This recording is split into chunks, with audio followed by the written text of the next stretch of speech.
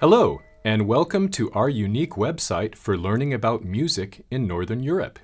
Here we will have videos and free online courses that will serve as a rich resource for understanding the music traditions and musical practices of Scandinavia, the Nordic countries, and the Baltic countries. Some of what we present here is designed to complement this book, Advancing Music Education in Northern Europe. But you can enjoy the website either with or without the book, and the book simply gives you the option to learn more deeply. We envision our website as a platform where anybody curious about music or about the countries of Northern Europe can enjoy learning for free.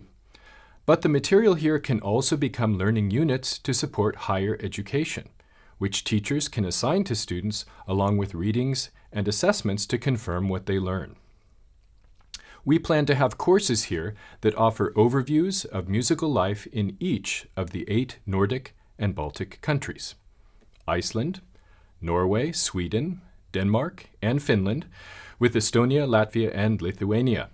We will also have courses that focus on specific musical genres and practices, as well as issues in the music industry and music professions today. But first, a brief introduction. What is special about Northern Europe, and what makes this such an interesting place for music? Northern Europe is a distinctive region for music. First of all, it's useful to know that some of the most famous composers of all time are from countries in Northern Europe, including Edvard Grieg from Norway and Jean Sibelius from Finland. Their works are performed all around the world. Also, the most widely performed living composer, Arvo Pärt, is from Estonia. The second oldest symphony orchestra in the world is the Bergen Philharmonic, here in Western Norway. There's so many bands from all across Northern Europe that have become quite well known around the world. For instance, the band ABBA from Sweden is popular worldwide. There's the very creative Icelandic musician Björk, who's been quite influential. There's also even styles, genres like black metal, which is specially developed in Norway.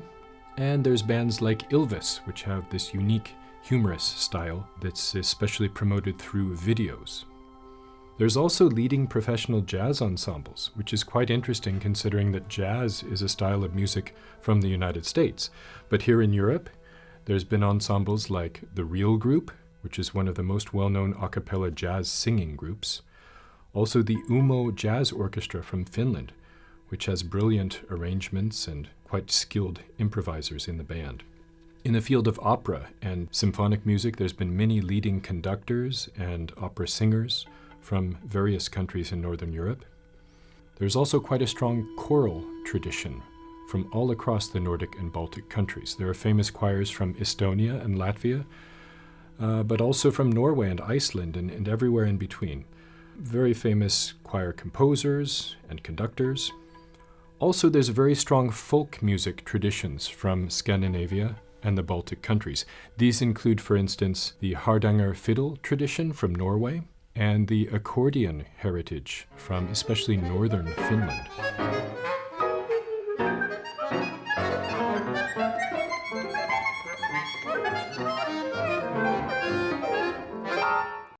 Let's consider a few distinctive features of social life and governance in Northern Europe.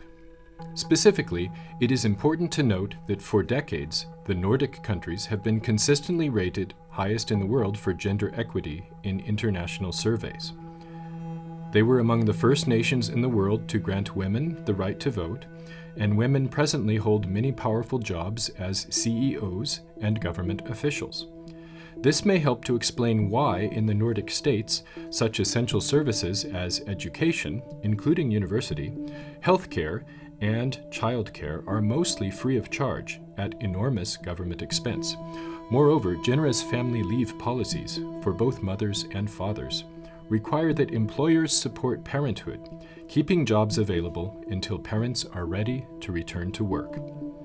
The Baltic countries, since independence from Russia, have tended to look toward the Nordic countries as their main models for development of social institutions, at the same time that Baltic societies remain committed to sustaining their rich and distinctive cultural heritage.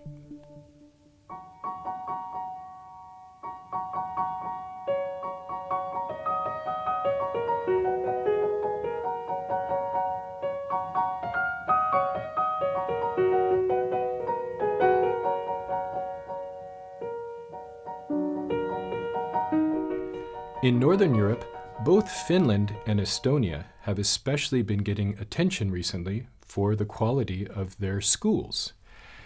Both countries have done particularly well in the PISA test for international student achievement, performing nearly as highly as the top countries in the world, which are mostly situated in East Asia.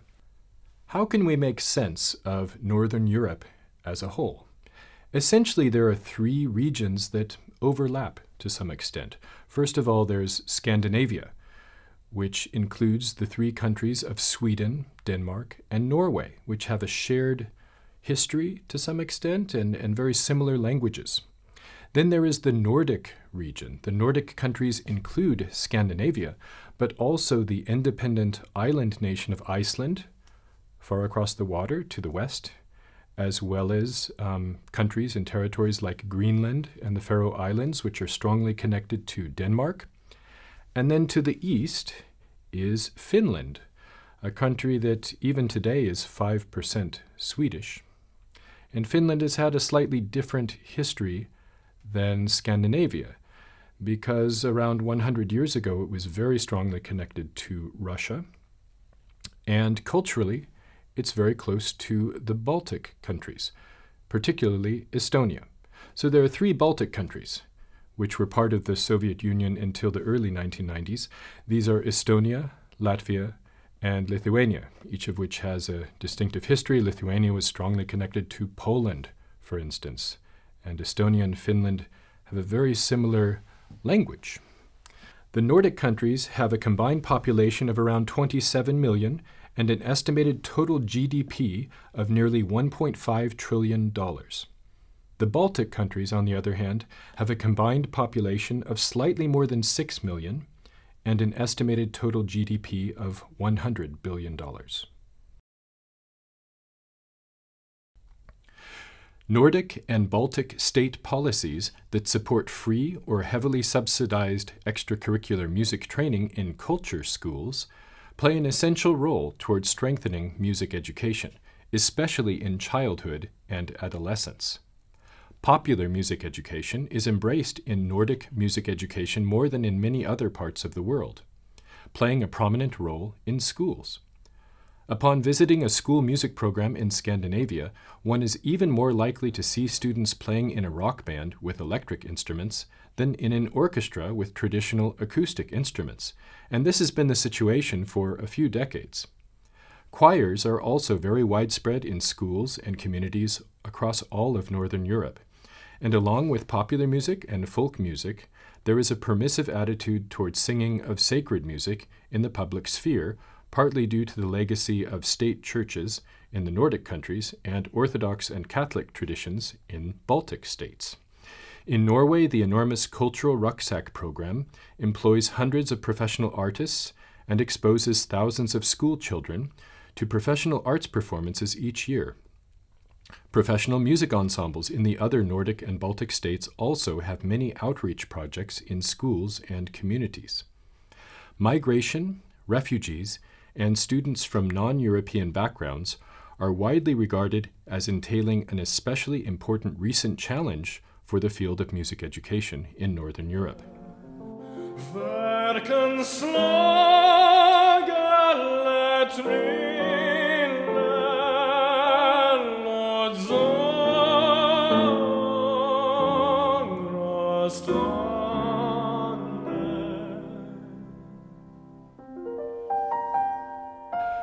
Those from outside Northern Europe may recall stories of our ancient ancestors, the Vikings, who played on trumpets called lures as they departed on magnificent ships to distant lands, down the Volga River as far as Baku, or across the Arctic to North America, centuries before Columbus. In some ways, we may still, to some extent, be under-recognized pioneers, perhaps even in the field of music education. Certainly much has changed across centuries. But songs are still equally important, and other things have also remained the same. In the winter, Northern Europeans still ski through snowy meadows nestled in quiet forests. And in summer, we euphorically splash in isolated mountain lakes under the midnight sun, often with a joyful song on our lips. This video project is connected to an organization called the Nordic Network for Music Education. The NNME has been around for more than 20 years, and it is supported by NordPlus. And through this network, the Nordic Network for Music Education, there are two main activities. One is these annual intensive courses for master students, which happen in a different country each year. And the other is what's called mobility, which are these grants to support exchange of teachers and students. So they have the opportunity to travel and learn from teachers in each of the other countries.